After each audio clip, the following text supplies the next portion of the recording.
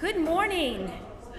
I know everybody's adrenaline is still pumping from the game last night. It's hard to sit down, but do your best. We are thrilled that Carolina won, and also that Vicki Sorry. We are sorry. Okay, you know what? It's just a game. Both teams are good. Blah, blah, blah, blah, blah, blah.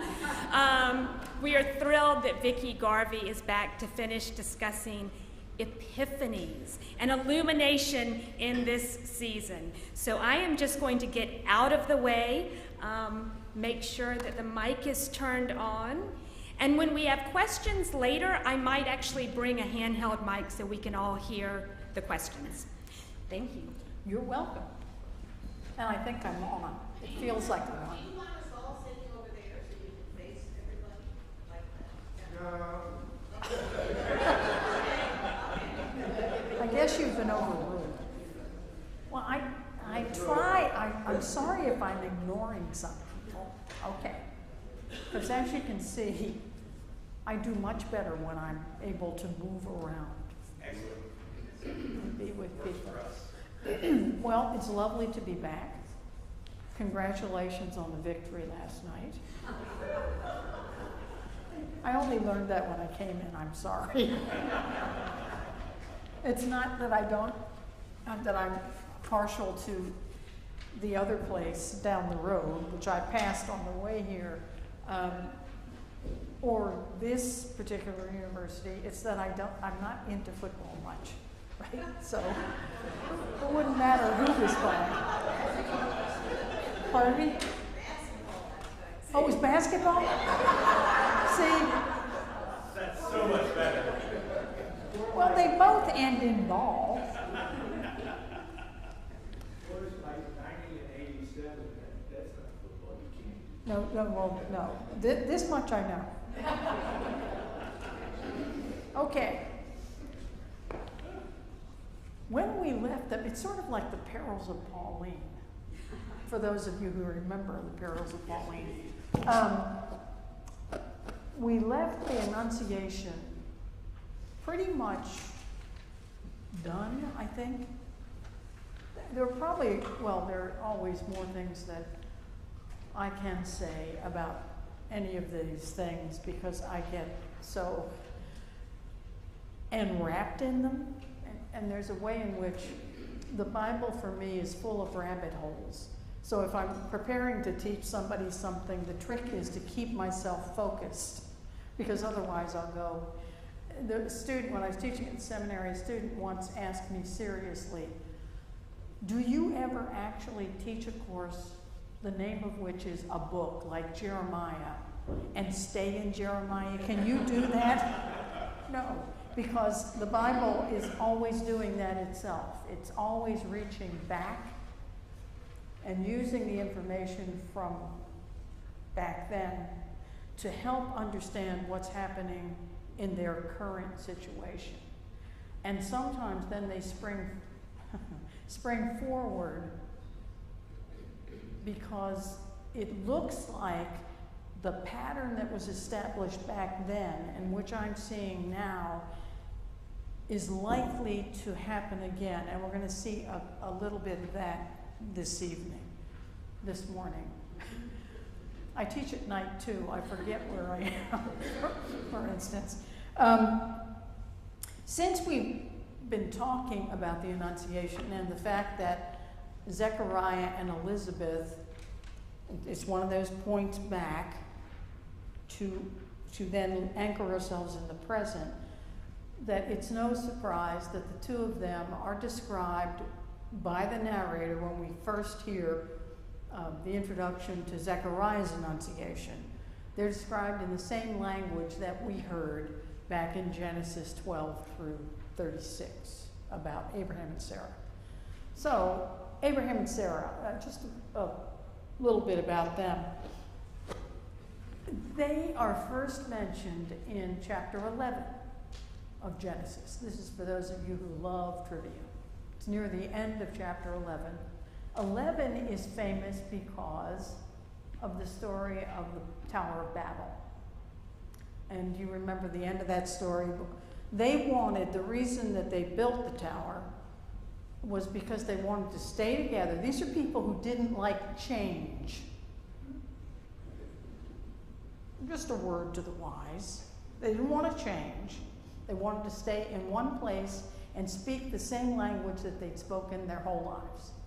What happens at the end of the story is God scatters them, which means, well, in part it's a story about how we got the languages that we have and how the original groups of people scattered to different parts of the world. But that's the end of the story.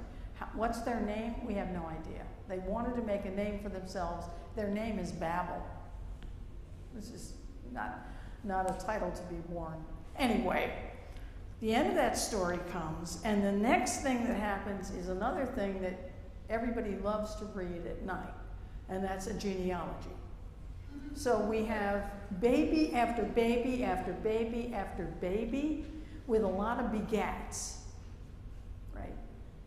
It's about life. Genealogies are about life, about the continuation of life, about the future, about being sure that we know who's in which families, so much later on we'll be able to assign, God and I, will be able to assign the property to the various tribes. We need to know who these people are, whence they came, and when we get to the New Testament, as I said last week, Matthew and Luke will be able to anchor Jesus in the right historical record, with the right family, when they each do their own genealogies, differing though they are. Baby after baby after baby, and the end of the genealogy is no baby. For the first time we meet Abraham and Sarah, right? It's the family of Terah, that's Abraham's father. He has 3 sons, of whom Abraham is one. Abraham is married to a woman named Sarah. And it says, now Sarah was barren. And in case we don't understand what that means, the narrator adds, she had no child. Well, yeah, right. It's the weirdest of genealogies. There are lots of them in Genesis. In fact, that's the book that has most of them. And all of them have babies and babies and babies, and the last baby is often the baby who launches the next story. But this time we have an end to all the babies, and it looks like an end to history. The first 11 chapters of Genesis are about the beginnings of everything, plus the beginnings of the human family and how it moves. Now it looks like that's all over until you turn the page. And then it says, without any kind of introduction, it just says, God said to Abraham, Abraham, I'm gonna ask you to do something, right? Abraham, go, and it says it twice. Go to the land, away from your ancestral home. Essentially, abandon your past, abandon everything and almost everybody you know, and go to some place that you don't know, that I'm going to tell you about. And guess what? I'm going to give you presents. There's going to be children, which is stunning, and a land, a new land, and a whole series of blessings. Essentially, the whole known world will be blessed because of you. Now, Abraham and Sarah, at the time that this happened, all we know about them is they have no child, and it doesn't look like they'll have one because she's barren. And they live in a land that is polytheistic. So there are gods all over the place.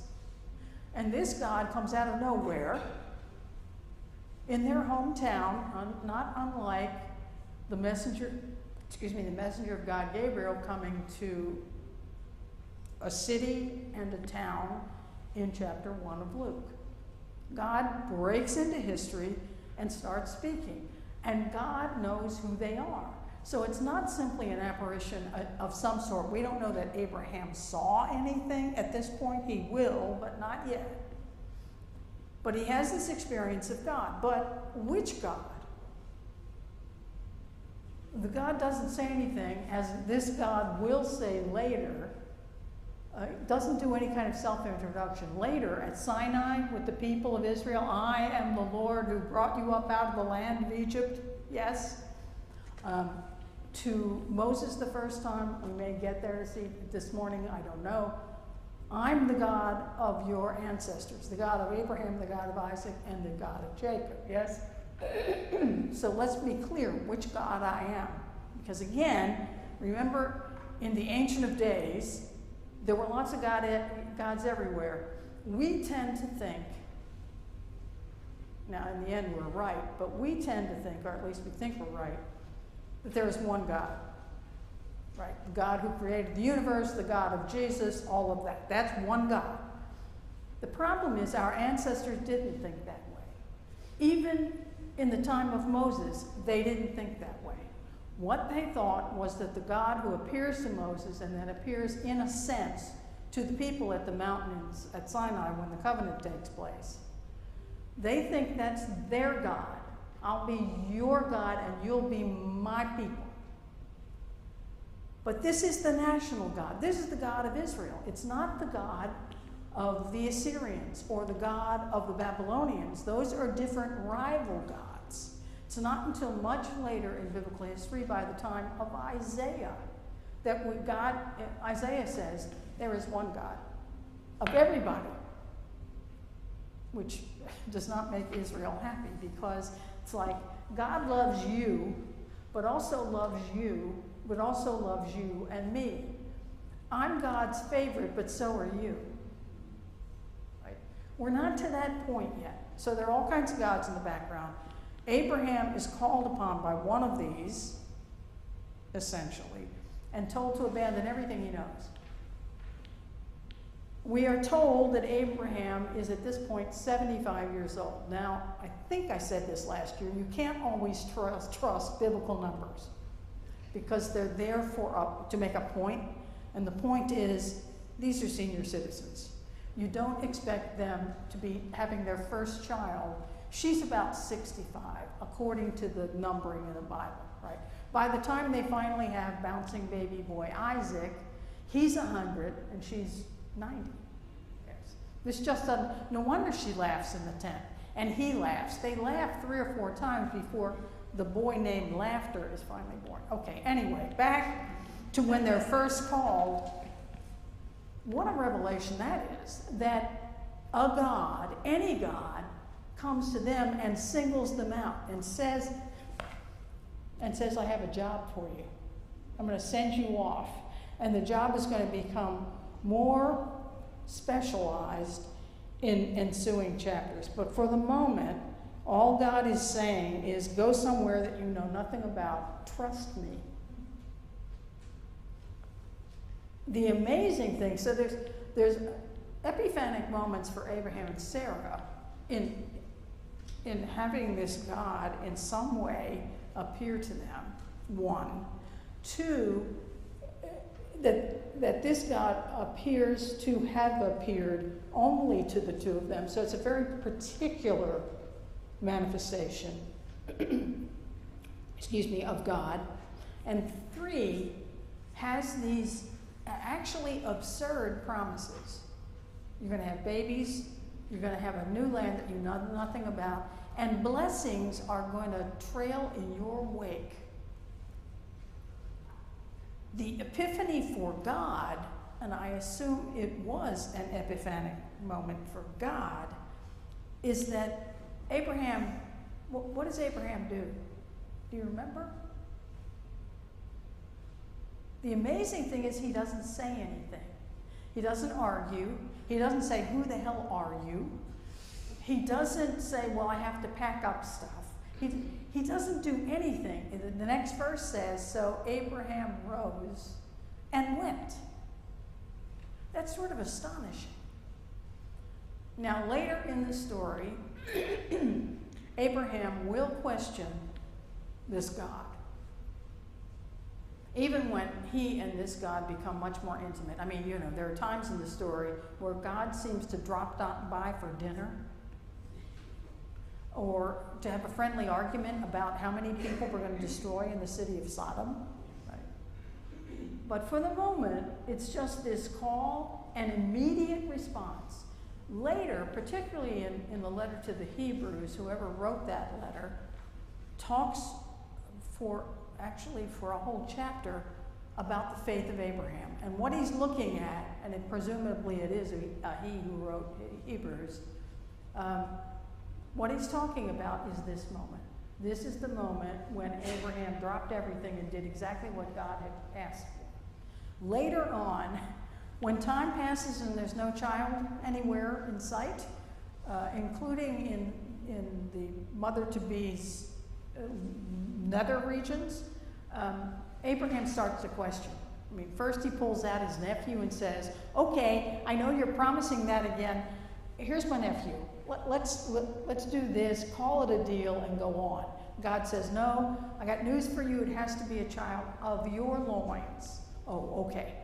Time passes, no child in sight. They're now in their 80s. And God comes again, starts talking about progeny and the stars in the heavens and the sands and the seashore. And Abraham says, yeah, but now we got Ishmael. That's actually my child. Oh, says God. Little detail, it has to be Sarah's child too, right? So every so often, Abraham will question. And when it comes to the dropping in for dinner and let's have a friendly argument, excuse me, about Sodom and Gomorrah, Abraham has really grown guts at this point because he starts arguing that this shouldn't happen.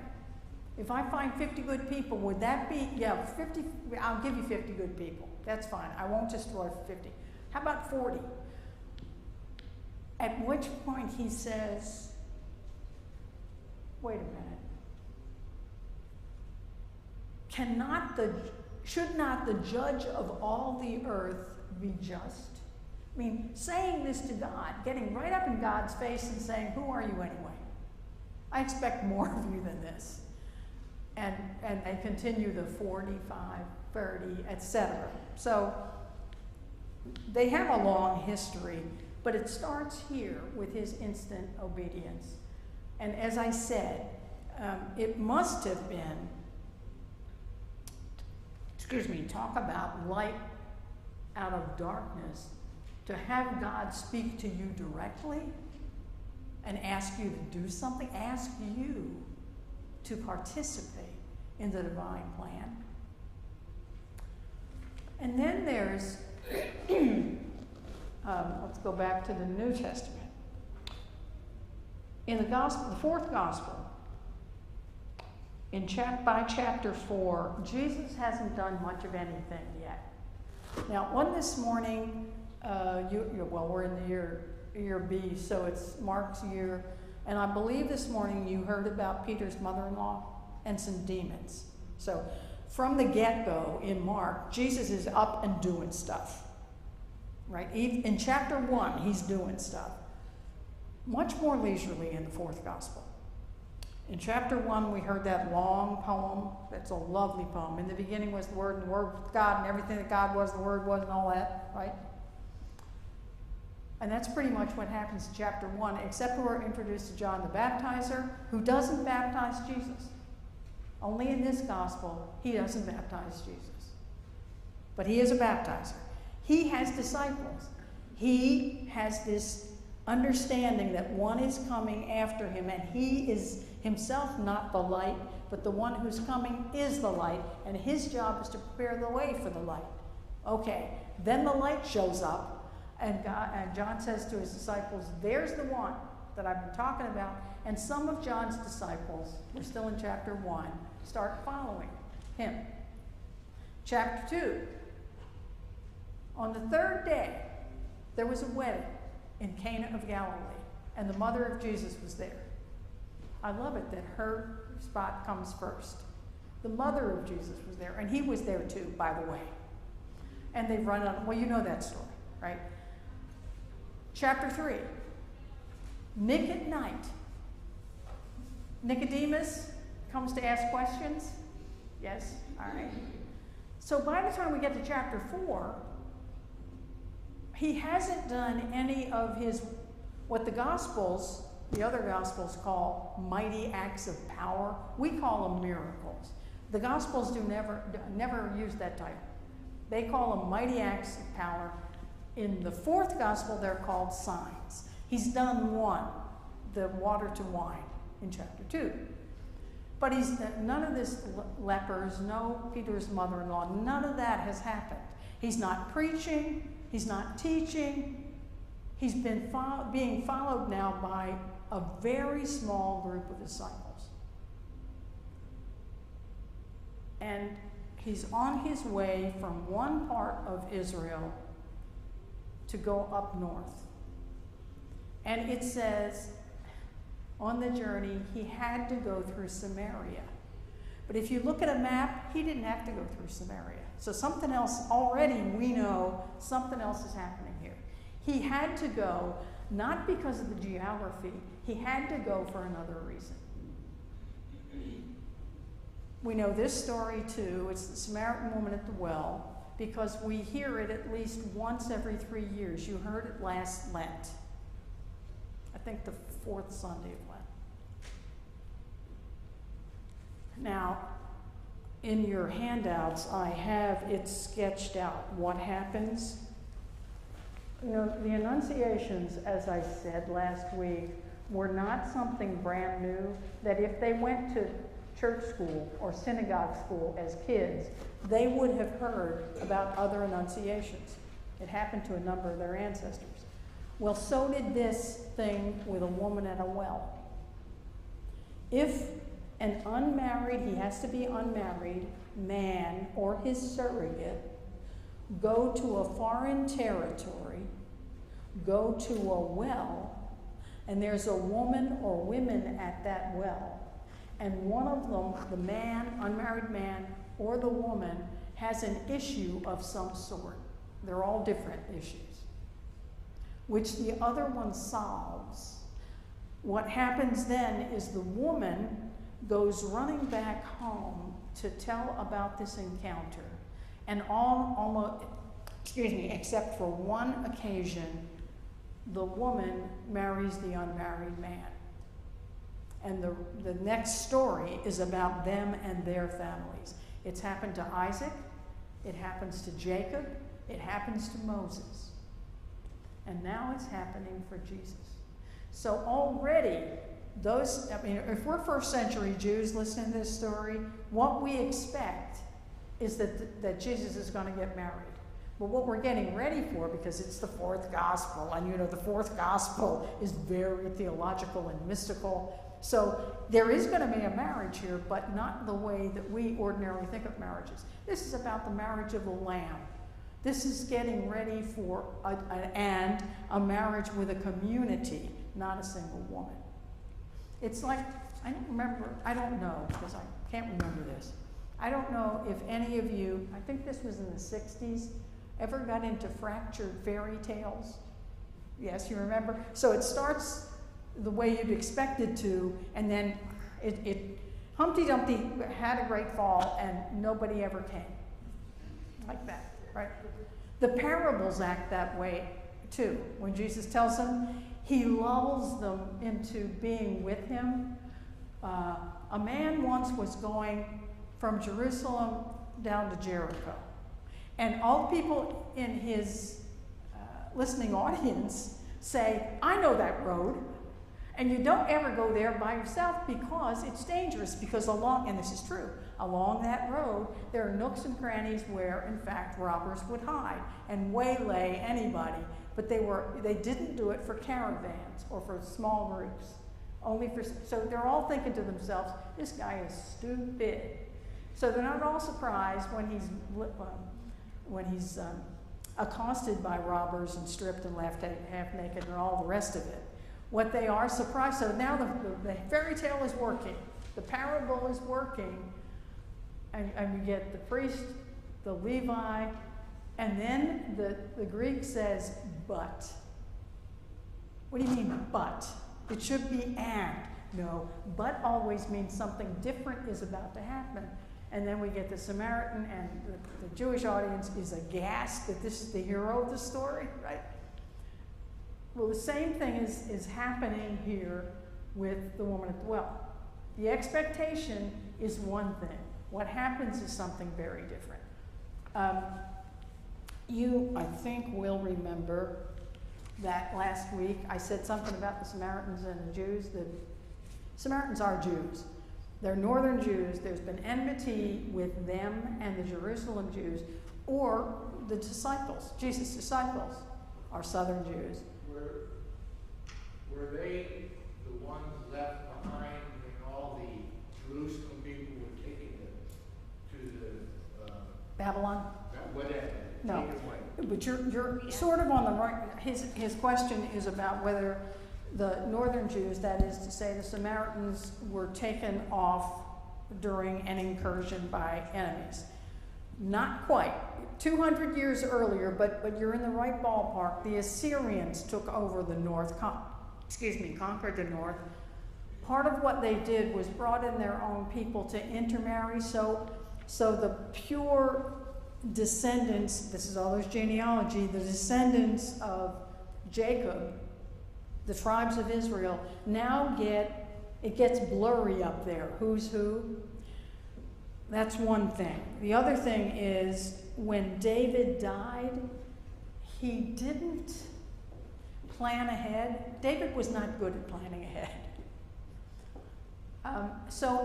And he had, as you will remember, many women. So he had many children by these many women. And when it came to on his deathbed, Bathsheba is the one who talks him into, it should be Solomon who is your heir. So Solomon rises above the other kids and becomes the heir.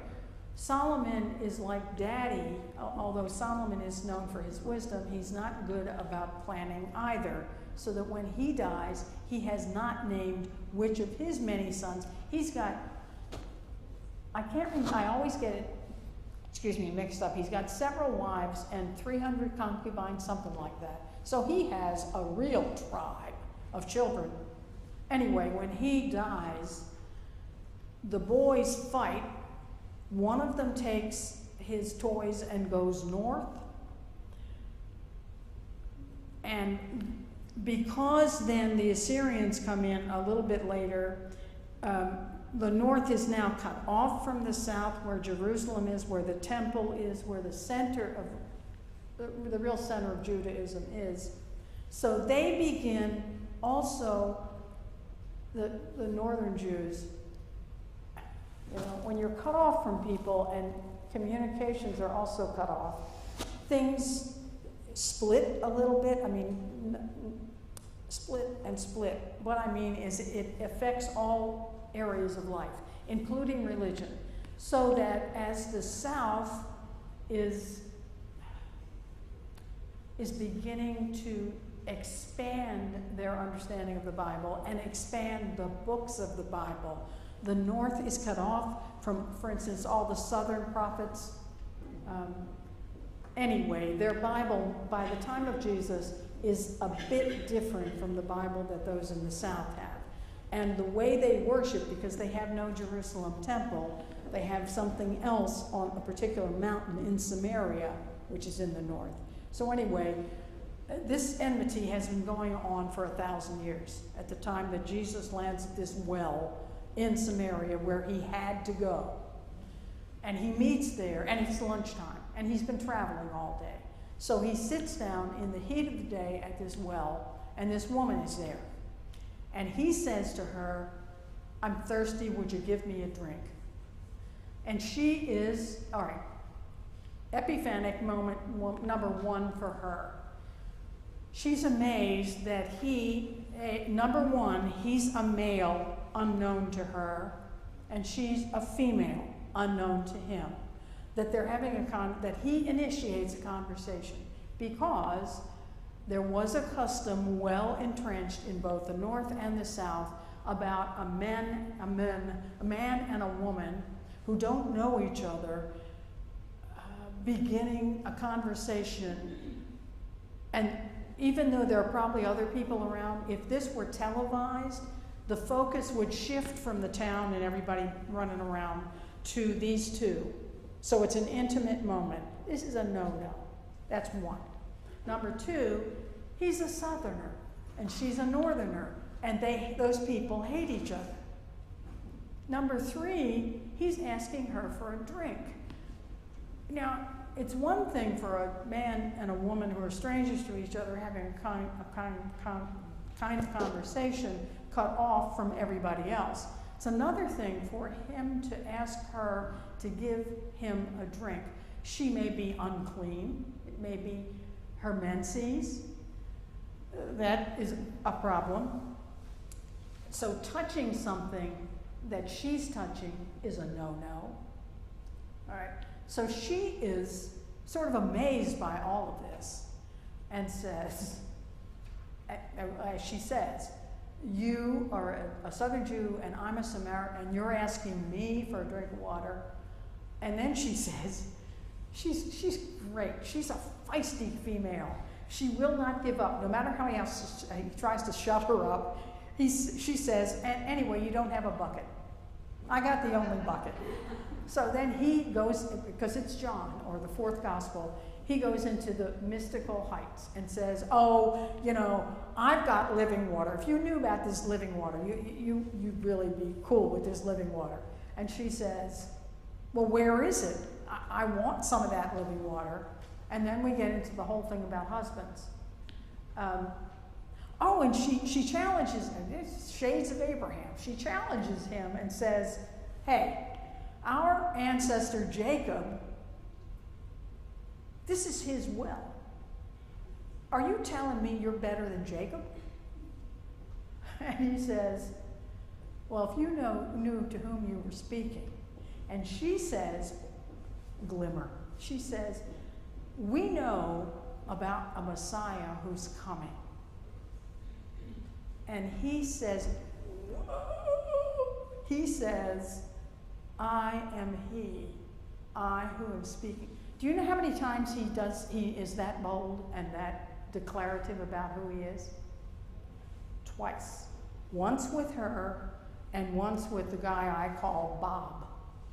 Bob is the blind guy in John 9. Only twice. He doesn't, now, I assume he has long conversations, maybe even self-revelatory conversations with some of the disciples, but none of the Gospels record that. The only places they record it are with this unknown Samaritan woman by a well and Bob the blind guy in chapter 9. It's stunning. And then he goes on to talk about, go call your husband, he says. Well, that's a trap. Because she says, I don't have one. He says, right you are, because you've had 5. And the guy you're with now, not your husband. To which she replied, you'd think, at this point she's sort of defeated. No matter what she says, he's back at her. But she's back at him, and she says, well, you must be a prophet, because prophets know things that other people don't know. And then she does what the betrothal scenes at the well always do in the Bible. She runs home and tells her neighbors. And her neighbors want to know about this guy, so they come to see him. They're enchanted by the brief encounter they have, and they ask him to stay. It's the first, or maybe you don't know this, I don't know. Later on, when Jesus, it's really near the time of his death, when Jesus is alone with his disciples, he has this long speech. It's the love speech. But in it, he also talks about the vine and the branches. And he says 947 times, abide in me. This is the first use, that is a really important verb for the Gospel of John. The first time it's used is in this story. Abide with us, they say. And he abided with them for 2 days, at the end of which they all become followers. So she, this unnamed woman from a hated tribe, becomes the first person to know who he is and the first evangelist, through whom a group of people, not a couple of disciples, which is all he's got at this point, but a whole group of people become his followers. They say to her, it's no longer because of you that we became his disciples. Now we found out for ourselves. But if it hadn't been for her, he wouldn't have this following. And we don't know her name, typical of the Bible. We don't know her name. And we don't know what happened to her. She sort of drops in. She has her moment. Oh, footnote. This is the longest conversation recorded that Jesus has with anybody in all four Gospels. And it's about theology and liturgy. You people, she says to him at one point, you people say that the only place to worship authentically is in Jerusalem. And we worship on this mountain. And he says, but this is when we get into the Messiah speak. He says, well, the time is coming when everybody, when there's going to be unity. Isn't this January Christian Unity, last month, Christian Unity Month, right? Everybody's going to worship in spirit and in truth, right? Again, mystic speech, because we're in that gospel and that's what we do in that gospel. But talk about revelations. She's had a 1, 2, 3, 4. With the Shazam, I am he who is speaking to you at the end. Well, I think it's stunning. Okay, what about another one? All right. I have to get back here and make sure that I'm not.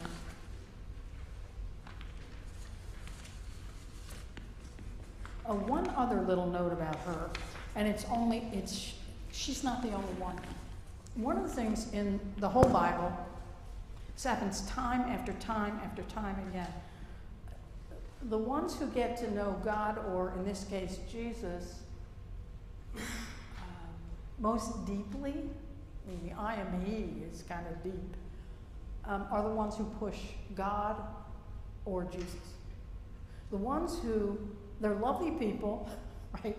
Good Jews, pious Christians, but they're so, I think, awestruck, I guess I would be too, I don't know what I do, that they can hardly say anything, or they just do what's expected of them. The ones who push back, always Abraham, Rebecca,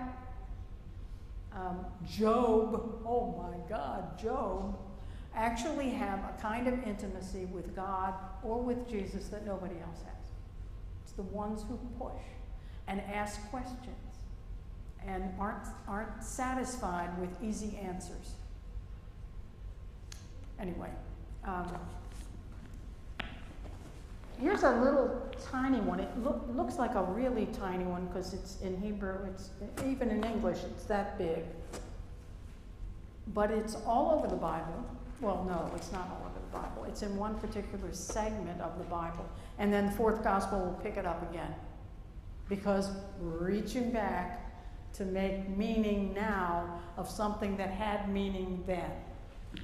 Whenever a prophet is called by God to go do something, to go speak to somebody about something or other, almost always the clause that's used is, now the word of the Lord came to fill in the blank.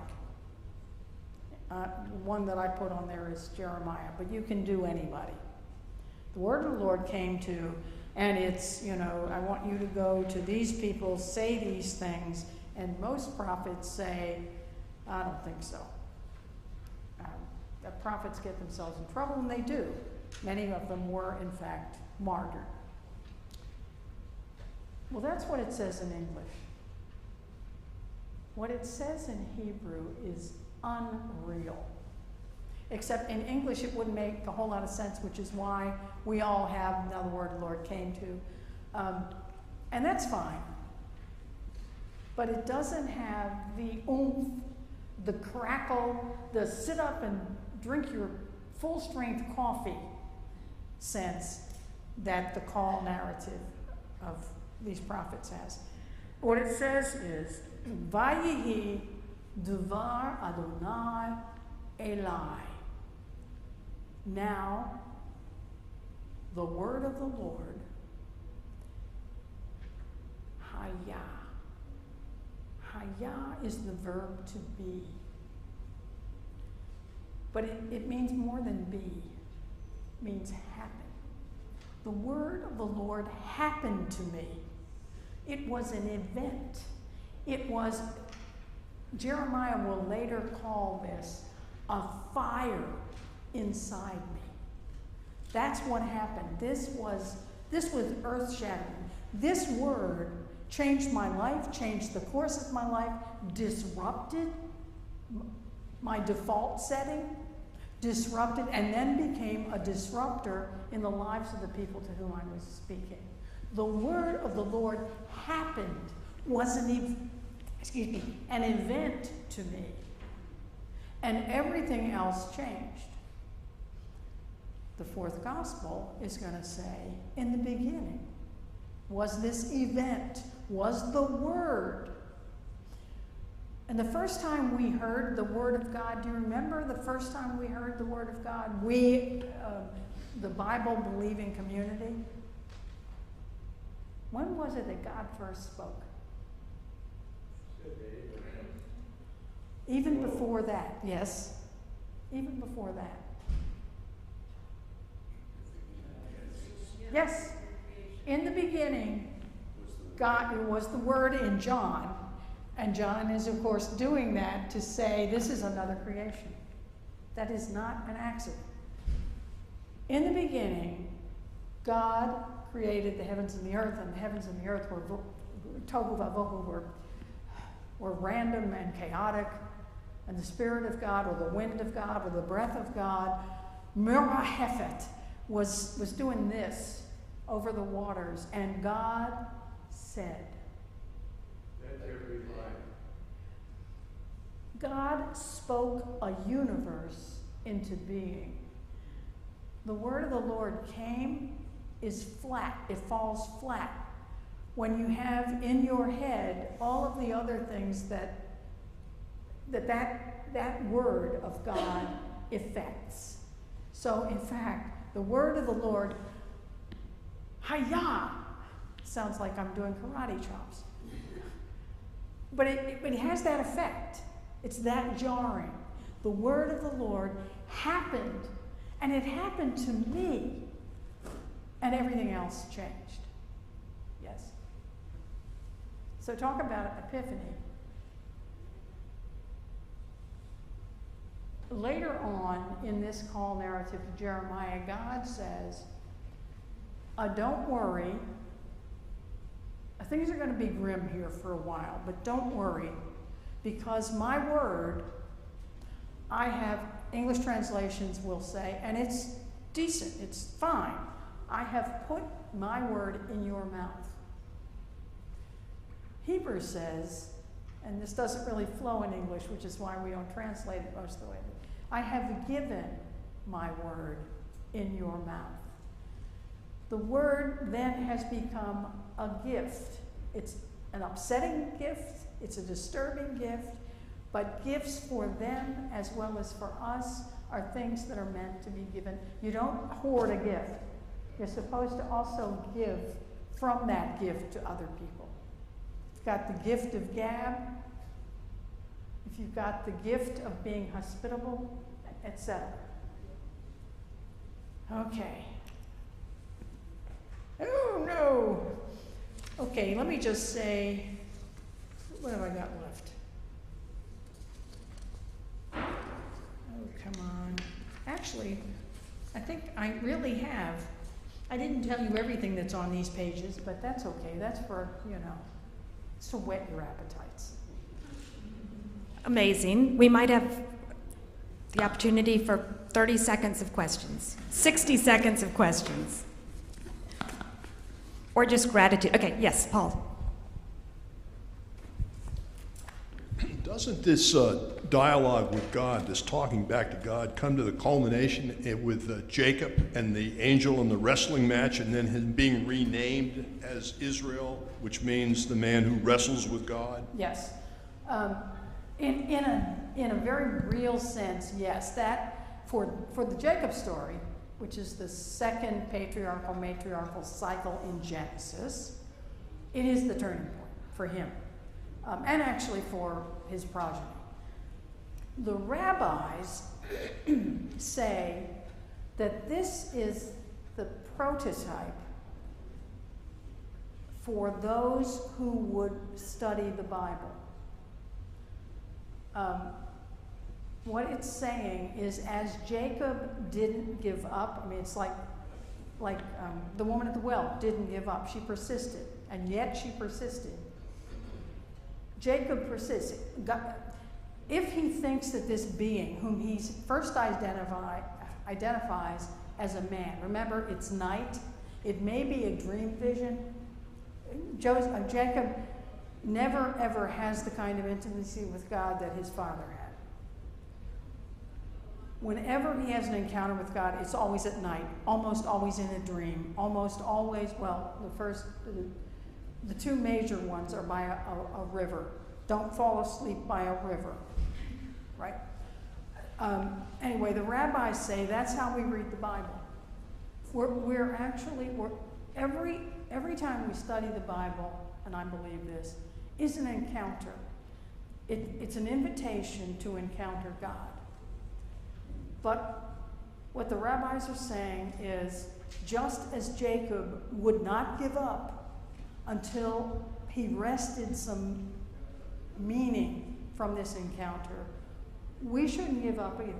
We get to push the text, to ask it questions, even though we can't get to the final answer is. There are times when I will shake the thing and say, would you please tell me what you mean to say there, right? Because it always says many things at the same time, some of them contradictory. So the rabbis say that's how we have to study the Bible. We don't just read it and say, well, that's lovely and I'll do my life. No, I have to push, yes. So in a very real way, that is a really central story for what you're talking about. That is a great place to end. Let's go wrestle with Scripture. Thank you so much.